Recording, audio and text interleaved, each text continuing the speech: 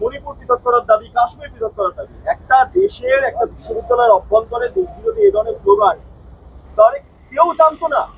বিশ্ববিদ্যালয় কর্তৃপক্ষ, পুলিশ প্রশাসন, কেউ সবাই সবকিছু জানেন, মুখ্যমন্ত্রী সবকিছু জানেন, মুখ্যমন্ত্রীর আইবি, মুখ্যমন্ত্রীর পুলিশ।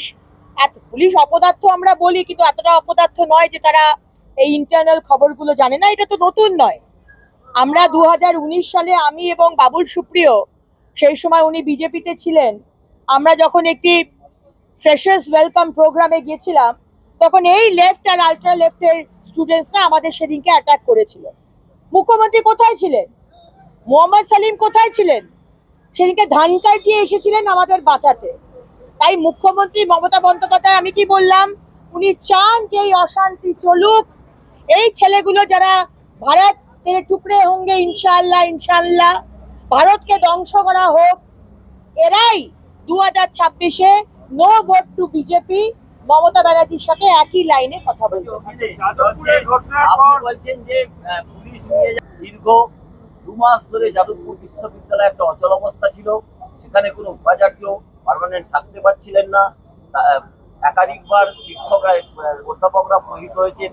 আবারও যদি পুলিশ প্রবেশ করে তাহলে একই ঘটনার পুনরাবৃত্তি। পুলিশ প্রবেশ করুক কি পুলিশ প্রবেশ করুক না, কি মিলিটারি প্রবেশ করুক, আমার এগুলো দেখার দরকার নেই। এটা দেখবে সরকার, এটা দেখবে পুলিশ, এটা দেখবে প্রশাসন।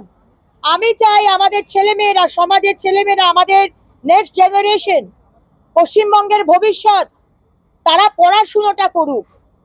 তারা এই শিক্ষাতে না হোক যে ভারতের টুকরে হোঙ্গে, ভারত ধ্বংস হোক, মণিপুর আলাদা হোক। এই শিক্ষাতে যেন তারা শিক্ষিত না হয়, আমি এইটা চাই। যেভাবে জেএনইউ কে ঠান্ডা করা হয়েছে, সেভাবে যাদবপুরকেও ঠান্ডা করা হোক। পাণ্ডবেশ্বর, তিনি বাই ইলেকশনের সময়, আপনাদের মনে আছে, ভিডিও ভাইরাল হয়েছিল, উনি বলছেন তৃণমূলে যারা ভোট দেয় তারা ছাড়া কেউ যেন ভোট না দেয়। আজকে উনি বলছেন পাঞ্জাব হরিয়ানা থেকে কেউ ভোট দিতে এলে ঠ্যাং খোড়া করে দেবো। আরে মানুষকে ভয় দেখিয়ে কতদিন আটকে রাখবেন?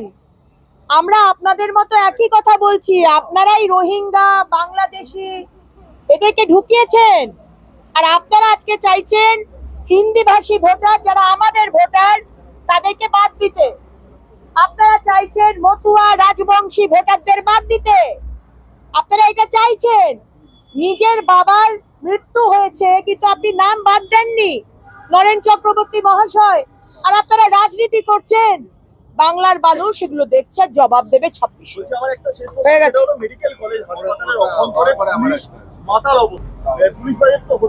পুলিশ মানুষের জন্য কাজ করছে।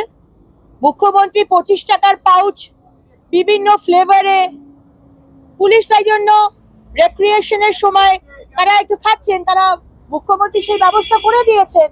এখানে অসুবিধা কিছু নেই তো।